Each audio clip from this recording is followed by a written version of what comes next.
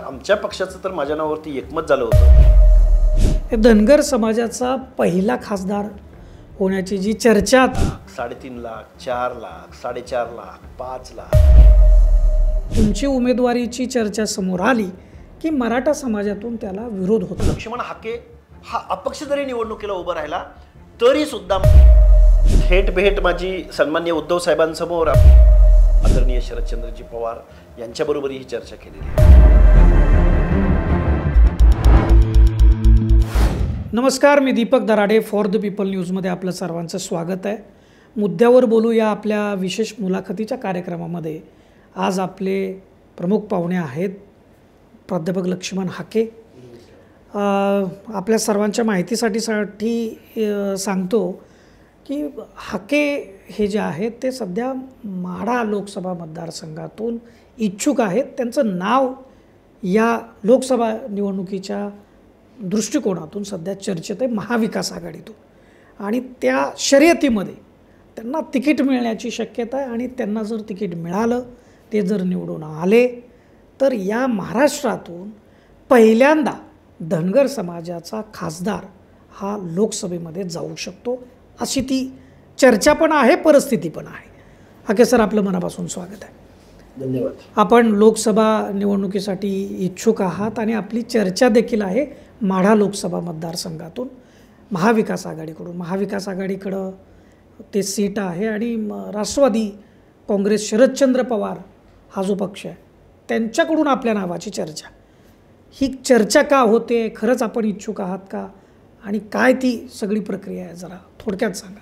खरं तर मी माढा लोकसभेमधला सांगोला तालुक्यामधला भूमिपुत्र आहे आणि मग 2009ची लोकसभा म्हणजे लोकसभेचं पुनर्गठन झाल्यानंतर 2014ची लोकसभा आणि 2019ची लोकसभा, या तिन्ही लोकसभांना मी महादेव जानकरांचा प्रचार प्रमुख, सदाभाऊ खोतांचा प्रचार प्रमुख, अगदी अलीकडचं आमचं मी ज्या रासपमध्ये काम करायचो त्या रासप भाजपचा घटक पक्ष म्हणून 19ला सुद्धा आम्ही अनेक सभा घेतलेल्या आहेत। आणि माढा लोकसभेमधल्या वाड्या वस्त्यावरती माढा लोकसभेचा तोंडवळा, माढा लोकसभेमधल्या समस्या, माढा लोकसभेमधले प्रश्न, माढा लोकसभेमधला जिरायती भाग, बागायती भाग आणि माढा लोकसभेतला एकूण समस्यांच्या संदर्भात अतिशय चांगल्या पद्धतीचा माझा अभ्यास आहे आणि पब्लिकशी कनेक्ट आहे। आणि या सर्व गोष्टी करत असतानाच महाराष्ट्रामधल्या OBC, VJNT, SBC, दलित, मायनॉरिटी, मुस्लिम समाजातले मायनॉरिटी यांच्या सामाजिक न्यायाच्या प्रश्नावरती किंवा त्यांच्या अनेक छोटे मोठे प्रश्न आहेत, या प्रश्नावरती मी हिरिरीनं काम करत आलेलो आहे आणि तो स्पॅन 10 ते 15 वर्षाचा आहे। आणि मग हा सगळा दृष्टिकोन डोळ्यासमोर ठेवून मी आता महाविकास आघाडीमधल्या घटक पक्ष म्हणून सन्माननीय उद्धव साहेबांच्या पक्षाचा मी प्रवक्ता आहे। आणि प्रवक्ता असल्यानंतर आमच्या पक्षाचं तर माझ्या नावावरती एकमत झालं होतं आणि मग महाविकास आघाडीमध्ये काही चर्चा झाली, ते मीडियाच्या माध्यमातून मला ती चर्चाही समजली आणि माढा लोकसभेमध्ये मी लढण्यास इच्छुक तर आहेच। आणि जर माढा लोकसभेमध्ये मला महाविकास आघाडीने जर संधी दिली तर माढा लोकसभेमधल्या विजयाचं गणित हे निश्चित माझ्याजवळ आहे। धनगर समाजाचा पहिला खासदार होण्याची जी चर्चा त्या अनुषंगानं होते, तर आजपर्यंत धनगर समाजाला लोकप्रतिनिधित्व मिळालं नाही अशी देखील एक चर्चा असते। आणि साधारणपणे महाराष्ट्रातल्या एक 10-15 लोकसभा मतदारसंघामध्ये धनगर समाजाचं मतदान हे अगदी खूप चांगल्या प्रमाणामध्ये आहे। त्या ठिकाणी प्रत्येक पक्षाच्या उमेदवाराला या समाजाच्या मतदानाची गरज लागते। त्या अनुषंगानं काय सांगाल? खरं तर माढा लोकसभेमध्ये जर महाविकास आघाडीनं जर मला संधी दिली तर त्या संधीचं निश्चित सोनं करेन।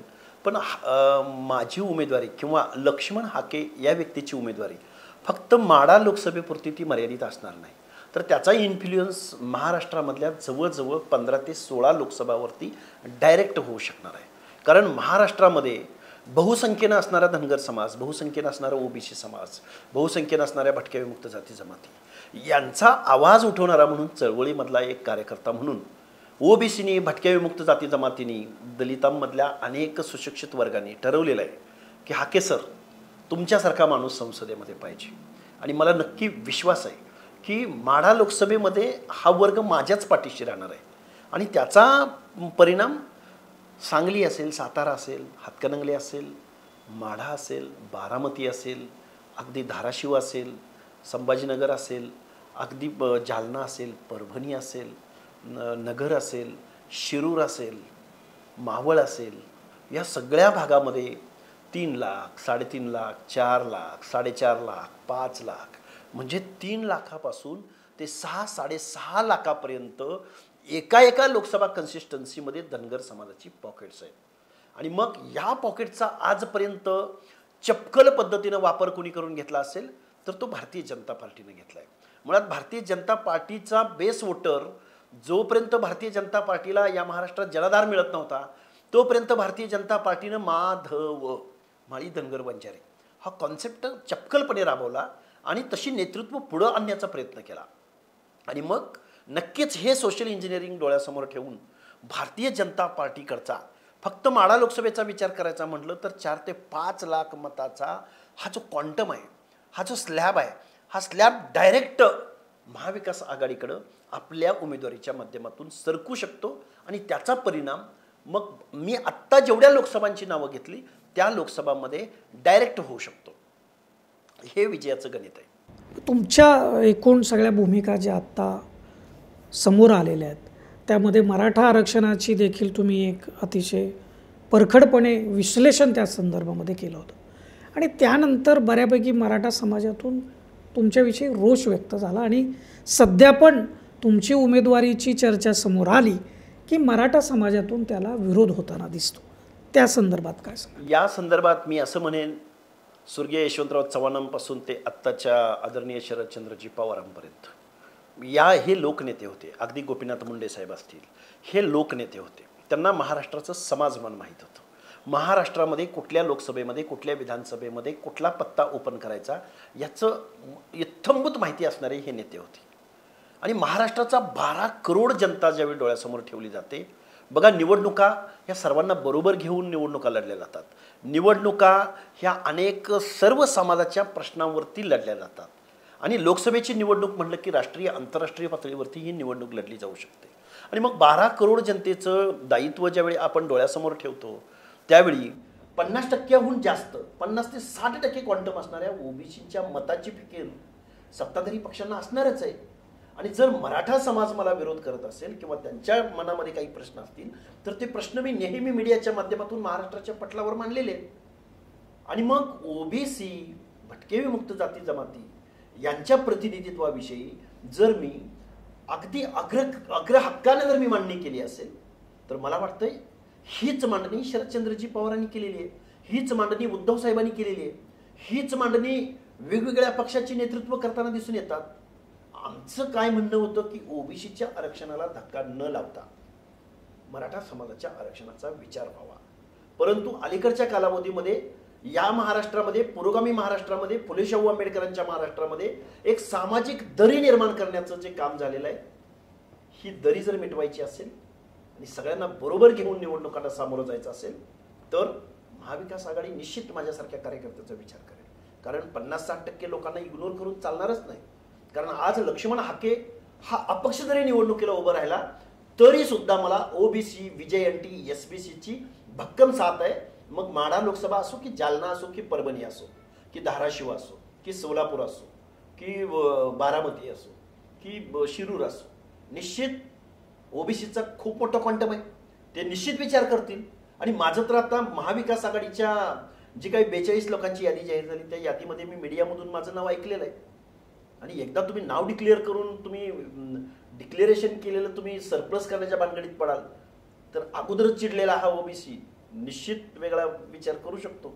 तुमची आता तुम्ही एवढं ठामपणे सगळ्या गोष्टी सांगताय, महाविकास आघाडीमधल्या जे सध्या महत्त्वाचे नेते आहेत, शरद पवार असतील, उद्धव ठाकरे असतील किंवा नाना पटोले असतील, बाळासाहेब थोरात असतील, यापैकी कुणाशी तुमची चर्चा झाली आहे, भेट झाली आहे? थेट भेट म्हणतो मी. थेट भेट माझी सन्माननीय उद्धव साहेबांसमोर आमच्या शिवसेनेच्या, आमच्या सातारा जिल्हा आणि सोलापूर जिल्ह्यातल्या जेवढा भाग आमच्या या माढा लोकसभेमध्ये येतो त्या सर्व तालुका प्रमुखांनी, जिल्हा प्रमुखांनी, संपर्क प्रमुखांनी, जेवढे विधानसभा संपर्क प्रमुख, लोकसभा संपर्क प्रमुख, या सगळ्या लोकांनी एकमतानं फक्त माझं एकट्याचंच नाव उद्धव साहेबांकडे दिलेलं आहे. त्यानंतर त्याच्याही पुढे जाऊन मी सन्माननीय आमदार रोहितदादा पवारांशी याबाबतीत चर्चा केलेली आहे. त्याच्याही पलीकडे जाऊन मी आदरणीय शरदचंद्रजी पवार यांच्याबरोबरही चर्चा केलेली आहे. त्यांनी निर्णय घ्यावा आणि ते त्या पद्धतीनं उत्सुक आहेत त्यांच्या एकूण बॉडी लँग्वेजवरून मला असं वाटतं. आणि निश्चित महाविकास आघाडीनं जर मला उमेदवारी दिली, फक्त माड्यातच याचा परिणाम नाही, निश्चित महाराष्ट्रामधल्या 15 ते 16 लोकसभामध्ये निश्चित याचा परिणाम होऊ शकतो. आणि लक्ष्मण हाकेंना निवडून आणण्यासाठी पूर्ण महाराष्ट्रामधला धनगर समाज असेल, ओबीसी समाज असेल, भटक्या विमुक्त जाती जमाती असतील, या सगळ्या प्रवर्गातील लोक पै वर्गणी काढतील आणि माढा लोकसभेमध्ये येऊन आपल्याला सपोर्ट करतील. तुम्ही एकदम ठामपणे तुमचा विजय होईल असं सांगताय यस. सगळ्या या विवेचनामध्ये. पण हे लॉजिक काय, तुमचा विजय कसा काय होऊ शकतो? विजय असा आहे, या देशाला स्वातंत्र्य मिळाल्यानंतर 78 वर्षाचा कालावधी गेला. या 78 वर्षाच्या कालावधीमध्ये आजही ओबीसींचा कास्ट सेन्सस होत नाही. आजही ओबीसींना, भटक्या विमुक्तांना कोणत्या योजना दिलेल्या आहेत, त्या योजनांना बजेटरी तरतूद काय किंवा त्यांचा सोशो इकॉनॉमिकल सर्वे होत नाही. आजही कुणाला पक्क घर आहे आणि कुणाचा एज्युकेशन मधला कट ऑफ कुणाचा किती आहे याचं पर्सेंटेज कळत नाही.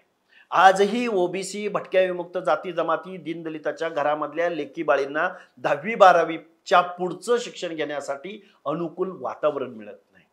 आजही या महाराष्ट्रामधल्या अर्धी लोकसंख्या जर सामाजिक न्यायाच्या प्रतीक्षेमध्ये असेल, त्यांना बजेटरी तरतूद दरवेळच्या फुले शाहू आंबेडकरांच्या या पुरोगामी महाराष्ट्रामध्ये 1% उणापुरा 1% बजेटरी तरतूद जर या ओबीसी, विजयंती, एसबीसीच्या सामाजिक न्याय हक्कांच्या योजनासाठी तरतूद होत नसेल, तुम्ही म्हणाले हे कसं सांगताय? याच्यामध्ये विजयाचं लॉजिक बहुजन कल्याण खातं, बहुजन कल्याण खातं, या बहुजन कल्याण खात्याचं बजेट हे 1200, 1400, 1500 कोटी रुपयांचं असतं आणि महाराष्ट्राचं बजेट हे 3.5 लाख करोड वगैरे समथिंग असतं. त्या 3.5 लाख करोडला ज्यावेळी ह्या ओबीसी, विजयंती, एसबीसीच्या बजेटचे ज्यावेळी भागाकार होतो त्यावेळी तो 1% सुद्धा भरत नाही. आणि मग ह्या सगळ्या प्रश्नावरती एक अभ्यासू, एक फॅक्ट अँड फॅक्च्युअल वरती भूमिका निश्चित आपण घेऊ शकतो. हे गेल्या 2 वर्षाच्या कालावधीमध्ये ओबीसी, विजयंती, एसबीसीच्या लोकांनी मला बघितलेलं आहे. माझा त्या संदर्भात त्या सगळ्या नेतृत्वाशी माझा कनेक्ट आहे. त्यामुळे मला कॉन्फिडन्स आहे, ओबीसी, विजयंती, एसबीसी निश्चित मला मतदान करतील.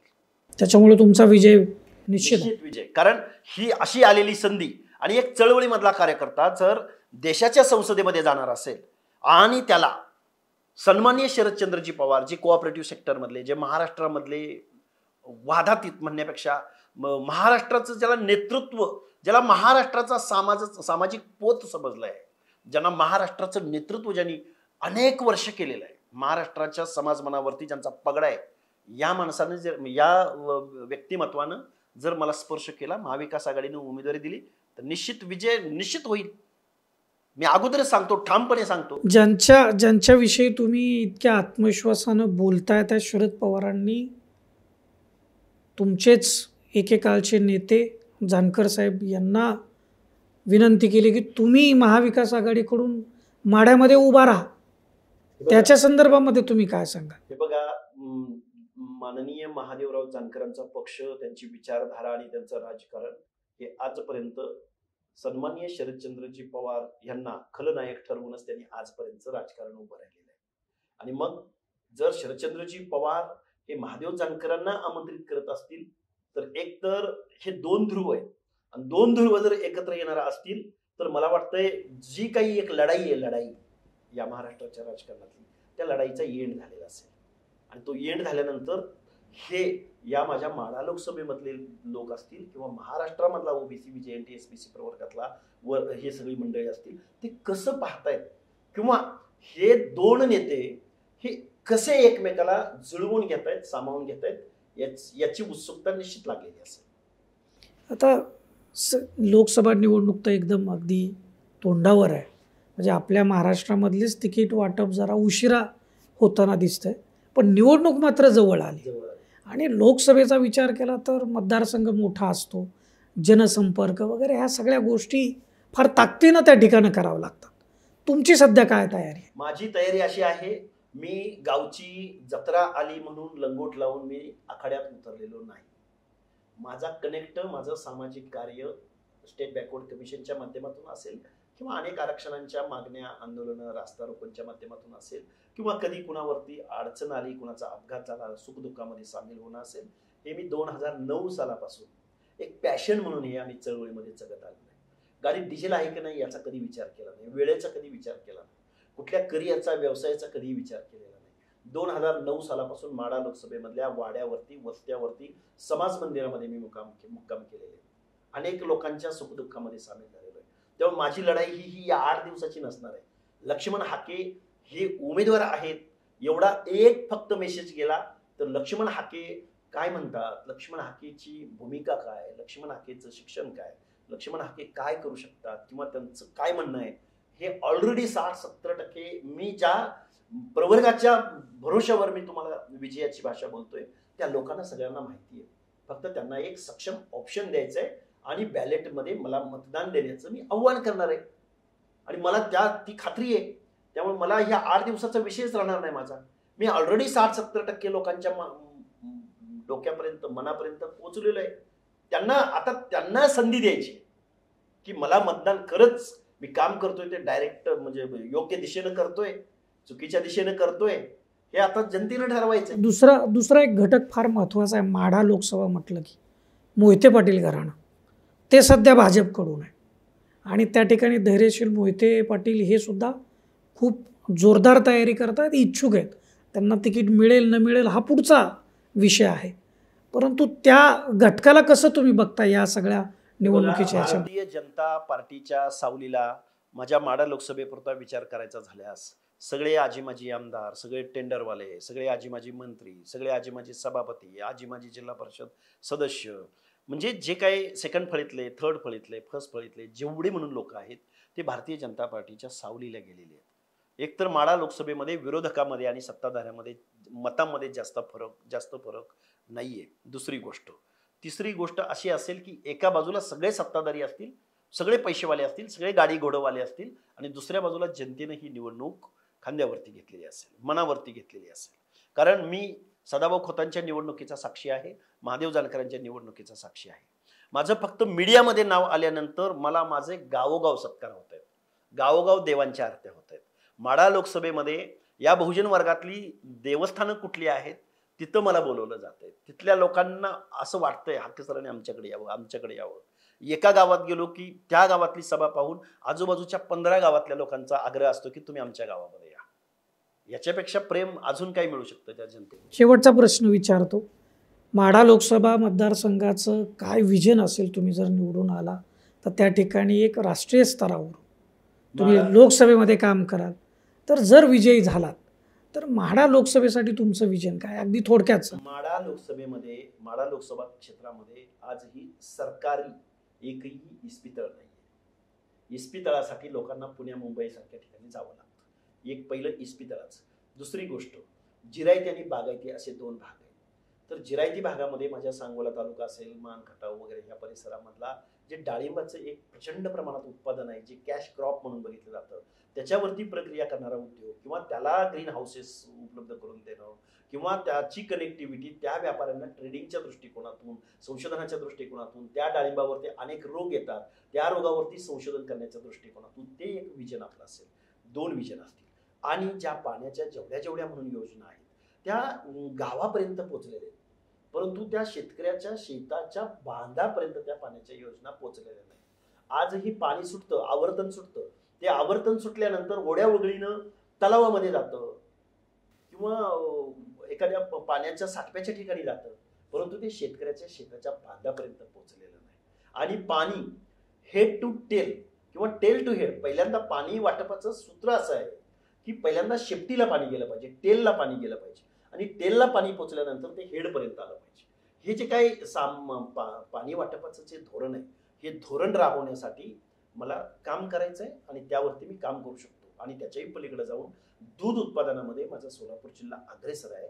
आज प्रत्येक गरीबातला गरीब माणूस जरी असला तरी त्याच्या दारामध्ये 4 ते 5 गायी आहेत आणि मग त्या डझनावारी मग 100 पर्यंत गायी आहेत. त्या दुधाला रास्त भाव कसा मिळेल, त्या दुधावरती प्रक्रिया करणारा उद्योग माझ्या सोलापूर जिल्ह्यामध्ये कसा आणता येईल, असे एक ना अनेक प्रश्न आहेत. आणि खूप मोठ्या प्रमाणात जिरायती भागामधले माळशिरस, मान, खटाव, माझ्या सांगोल्यामधला जिरायती भाग म्हणजे सांगोल्याचा दक्षिण भाग जर पकडला आपण, कोळा गट असेल, नाजरा गट असेल, घेरडी गट असेल, जवळा गट असेल, पारं, नराळ, हंगीर गट, टिकसळ असेल, म्हणजे जतच्या बाँड्रीपर्यंतचा भाग असेल, या भागातली माणसं स्थलांतरित खूप मोठ्या प्रमाणात करतात. ड्रायव्हरकीमध्ये खूप मोठ्या प्रमाणात काम करतात. शारीरिक श्रमाचं काम मुंबईसारख्या ठिकाणी करतात. स्लम्समध्ये राहतात. त्या सगळ्या लोकांना ह्या जर पाण्याची योजना जर प्रॉपर पद्धतीने आपण पर्क्युलेट करू शकलो तर मुंबईमध्ये स्लम्समध्ये बकाल जीवन जगणाऱ्या या माणसांना मी परत माझ्या मतदारसंघामध्ये आणू शकतो. अशा पद्धतीचं माझं विजन. माढा लोकसभेमधल्या लोकांनी जर मला निवडून दिलं तर देशाच्या संसदेमध्ये जाऊन मी एक घुम्या खासदार, साध्या सोप्या भाषेमध्ये, माझ्या मानदेशी भाषेमध्ये, असा शांत बसणारा खासदार मी निश्चित नसणार आहे. मला हाऊसमध्ये बोलायला वेळ जर कमी पडला तर मी हाऊसच्या पायऱ्यावरती बोलेन. पायऱ्यावरती मला नाही बोलू दिलं तर मी मीडियासमोर बोलेन. मीडियासमोर मला संधी नाही मिळाली तर मी रस्त्यावरती उतरून त्या संदर्भातलं अतिशय चांगल्या पद्धतीचं काम करेन. हा आत्मविश्वास मला आहे. धन्यवाद. हे सगळं विवेचन तुम्ही केलं. तुम्ही इच्छुक आहात. अनेक पक्षांच्या नेतृत्वाशी तुम्ही बोलताय. येणाऱ्या ह्या लोकसभा निवडणुकीसाठी तुम्हाला फॉर द पीपलच्या वतीनं शुभेच्छा. धन्यवाद. हे होते लक्ष्मण हाके. माढा लोकसभा मतदारसंघातून ते सध्या इच्छुक आहेत. महाविकास आघाडीकडून त्यांची तिकीट त्यांनी मागितलेलं आहे आणि हा मतदारसंघ सध्या राष्ट्रवादी काँग्रेस शरदचंद्र पवार या पक्षाकडं आहे. त्यांनी सांगितल्या प्रमाणे अनेक नेतृत्वाशी ते बोललेले आहेत आणि त्यांचं काय विजन आहे, कशा पद्धतीनं ते निवडून येऊ शकतात आणि निवडून जर आले तर ते काय करू इच्छितात या संदर्भात ते बोललेत. आपल्याला या सगळ्या मताविषयी आपण जे आपलं मत आहे ते व्हिडिओच्या खालील कमेंट बॉक्समध्ये आपण लिहा आणि फेसबुक, यूट्यूब आणि इंस्टाग्रामवर जिथं आपण हा व्हिडिओ पाहत असाल तिथं फॉर द पीपल न्यूज चॅनलला आपण सबस्क्राईब करा, फॉलो करा आणि लाईक करा. धन्यवाद.